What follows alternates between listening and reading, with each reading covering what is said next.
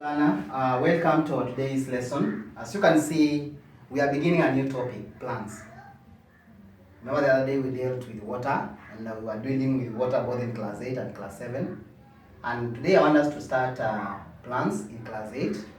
And I know in the previous classes you have done plants, like in class 6, you dealt with the reproduction of plants, where you talked about the seed and all that, the flower. We talked about that. Then in class 7, you also dealt with plants, interdependence between plants, where you talked about the habitat, talk about the support, etc. You also talked about the food chain. Then in this class, that is class 8, we only look at adaptations of plants to their environment. Now, when we talk about adaptations, we simply talk about mechanism that these plants employ so that they can be able to fit or survive in a certain environment. So those mechanisms, what do they have? Features that they have that make them be able to survive in a certain environment. Now in this case, we are going to deal with the adaptations of plants.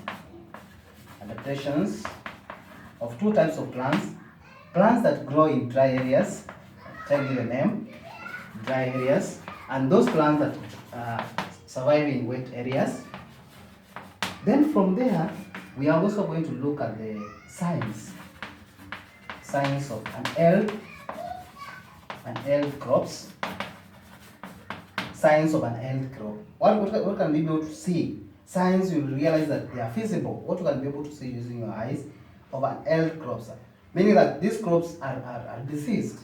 Then lastly, in this case, you're also going to look at effects of crop diseases. When these crops are diseased, what is the effect of that to the crop and the human beings? So we are going to look at these three in class 8. So I want to begin with this one today. So we are going to deal with adaptations of plants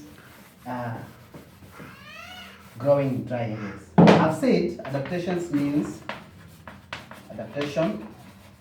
simply means mechanisms that these plants will employ so that they can be able to survive in such environments. So we are going to look at the plants growing, adaptations of plants growing in dry areas. What you can simply call in one name the xerophytes, the short form. So plants growing in wet, dry areas, we call them xerophytes. And I want to give examples before we begin so that you can be able to start seeing what we are talking about here. Here we are giving examples of cactus. The cactus plant. Look at the way cactus is. Look at also what we call euphorbia. I want you to also look at something like the what do you call it? It's a plant. I'll remember it and then give you. Talk about marram grass. etc. I remember the other name of that plant I wanted to say, and I will definitely inform you. So these are the plants we are discussing because they are living dry area, meaning that they are growing in areas where there's not enough water. So what are the things that they employ to ensure that they can survive in that environment? So we begin with number one and list them in point form. Yes, I remember the acacia plant. I've just remembered the acacia plant. So we're going to begin with number one, what we call adaptations of dry plants growing in dry areas, the xerophytes. Number one is deep roots. They have what we call deep roots, meaning that their roots are well established, well extensive tap roots, and most of these roots are tap roots. And then on top of tap roots, they have also some root hairs that can be able to pick water from the underground. So they have deep roots, whereas we'll see in plants growing in in wet areas, they have what we call shallow roots. So they have deep roots to be able to collect water from the underground, because water is not easily found in the deserts. These are dry areas. So they need to have a well-established or extensive type of a root system that can be able to go deep into the soil and gain water from there for the plant. So we know the importance of water in a plant, Lana, during photosynthesis, that this plant must use water to be able to make plant food. So they are deep rooted. Number two, they are deciduous. Some of the plants are deciduous. What is the meaning of this, Lana? Deciduous plants that they drop their leaves in dry season. So they shed leaves during dry season. Why are they shedding leaves during dry season, Lana? To minimize the evaporation of water from the leaves, maybe during transpiration. We know transpiration is the loss of water by the plant through the leaves. So they are dropping the leaves to ensure that water is not lost to the environment. It's not lost to the air through evaporation. And number three, so you'll find some of the plants, like for example, I give you an example of the baobab tree. The baobab tree during the dry season, you will not find it with any leaf, because whenever you find baobab tree, that place is regarded as dry area. So during dry season, they shed all of the leaves and they remain like that, just woody like that. So that they minimize the rate of transpiration and evaporation of water during that season. Then you talk about the stomata. The few stomata. The number of stomatas also. What are the stomatas, Lana? These are the holes, the tiny holes in the leaves that enable loss of water through transpiration and evaporation. So these stomatas, you'll find that in xerophytes they are very few. Very few, to ensure that it loses the minimum amount of water that can be lost from that particular plant. So you find that the few stomatas, and the ones that are found there, the few that will be found in that particular leaf, they are found underneath. They are found underneath the leaf. Why are they found underneath the leaves? You'll find that they are here. If that is the leaf, for example, you find that the stomatas are not on the surface here. Why? Remember, these ones open once light shines on them. So light enables them to shine. If they will be found on the surface of the leaf, that means that anytime there is light, these are going to open and then allow water to evaporate. So they are going to be found beneath here. So they are what we call sunken. The stomatas are sunken. They are inside, found at the lower part of the leaf. Meaning that anytime the sun shines here, they are not going to be open because they are not found on the surface of the leaf. That minimizes the amount of water that is going to be lost through evaporation and transpiration. So you find very few sunken stomata. The few sunken stomata. Then number 4, you realize the reversed. You can attach it to this also. The reversed way of opening and closing stomata. This is also talking about stomata, so I will place it there. These plants, you realize they have also a reverse trend of opening and closing stomata. We know basically what is supposed to happen is that normally the stomatas are supposed to open during the day, because it is during the day that we have sunlight, and they only open during a Sunday when we have light. So for these plants, they oppose that and they start opening their stomatas during the night when there is no light. Meaning that even if they open them during the night, meaning that there is no light which will make them that will make them to evaporate a lot of water. So instead of opening their stomatas during the day, they open them during the night when there is no light. So that is what we call reversed. They reverse the trend of opening stomata. Those are 3. We can move now to number 4. Number 4, types of leaves.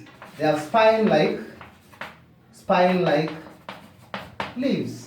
So you can talk about needle-like. They have needle-like leaves. To take for example what we call the cactus plant. we know a cactus plant doesn't have a well-established or elaborate type of leaves. They have what we call the stem. The stem is there. But in this stem, you find things like this. These are what we call spines. They are the leaves, but they are reduced to spines. They are rolled into something small like a needle, so that they reduce the surface area that is exposed to sunlight. I want you to compare this surface area and a surface area that looks like this. Remember, all these surface areas have stomatas. So stomatas are all over here, stomatas are all over here. So I want you to tell me which one is going to lose less amount of water. Definitely this one with very little surface area being exposed to sunlight. But this one with a bigger surface area being exposed to sunlight means that a lot of stomatas are exposed to sunlight, so they are going to lose water through transpiration and evaporation. Looking at this and this, you realize this one is less water, and therefore that's why they are spined. They look like needle, so that they lose minimum amount of water, because the area where they are growing, there is no water. So a good example is the cactus plant. Look at the acacia plant. The acacia plant has very small type of leaves in terms of surface, very small, because they also grow in dry areas. Look at euphorbia. Euphorbia doesn't have leaves at all. They have small things found at the top of the ear, small like this. Those are what we call the euphorbia. Those are the leaves, very small, because it doesn't want to lose water to the environment. So we are going on with our adaptations. So we are in adaptation number 5. So most of the leaves we have said they are reduced to needle-like structures that prevent loss of water through evaporation. Then of course we have what we call silvery ears. Yes. The reason why the desert plants have silver ears, if something is silver, it means that it has a shiny effect. Meaning that any light that comes to that particular leaf, silver ears talk about leaves, so that any light, sunlight that comes to that leaf, because the hairs found on the leaf, we have hairs found on the leaf standing like this. They are silver. So anytime some light comes from there, this is going to be reflected back, so that this plant will not lose water. Why are we saying so? If there is a lot of amount of heat here, sunlight, it means that here it's going to be very hot. Meaning that any available water in this particular area is going to evaporate.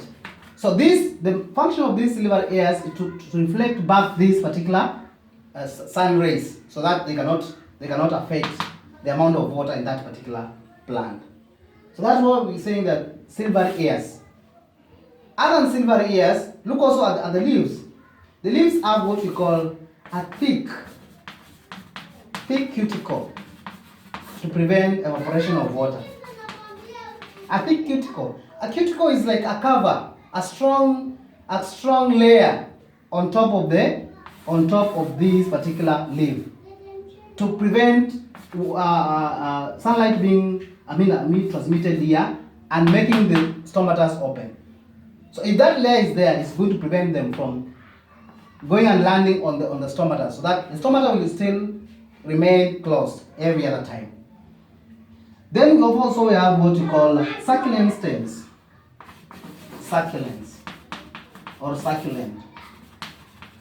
stems. What is the importance of these succulent stems? I've just drawn the cactus plant. Look at the baobab tree. The stems are succulent, meaning that they can be able to store water. So the succulent stems found in cactus, number 1 function is to store water, and number 2 function is to carry out photosynthesis. Remember, the cactus plant doesn't have leaves. The leaves are very spined, meaning that because the leaves are not even green, you find that they are like thorns, meaning that they are not green. So the part that will carry out photosynthesis is this part here. the stem part of it, which is a succulent. So you realize that sometimes we'll be asked what is the function of the fleshy stem in a cactus. Its work is to carry out photosynthesis, meaning that it is the one that is going to make the plant food. So we are saying this means, the stomata of cacti, not that Lana, I was to mention something.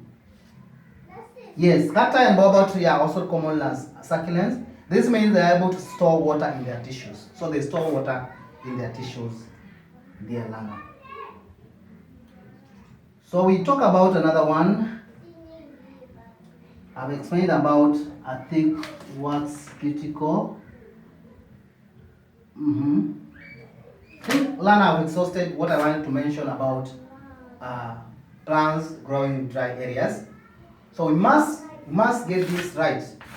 Just get this right, and you'll see it in an exam. It becomes very easy when we are even talking about the hydrophytes, because those are plants that grow in wet areas. You realize it's going to be very easy, because this is opposite of what we are going to discuss tomorrow. The opposite of it. If these ones have spine-like leaves, the others, the hydrophytes, are going to have a very large surfaced area leaves to be able to live. To lose a lot of water in any given time. So Lana, there we are. We have dealt with plants that grow in dry areas. We call them the xerophytes, and these are some of the adaptations or mechanisms that they employ to ensure that they survive in those dry areas. So until next time, Lana, I want to wish you well. Tomorrow we are going to discuss about hydrophytes. And when I'm discussing about hydrophytes, you'll be keen and you'll realize that it's the opposite of what we have just done today. So I want to wish you well, stay safe, sanitize, and get busy.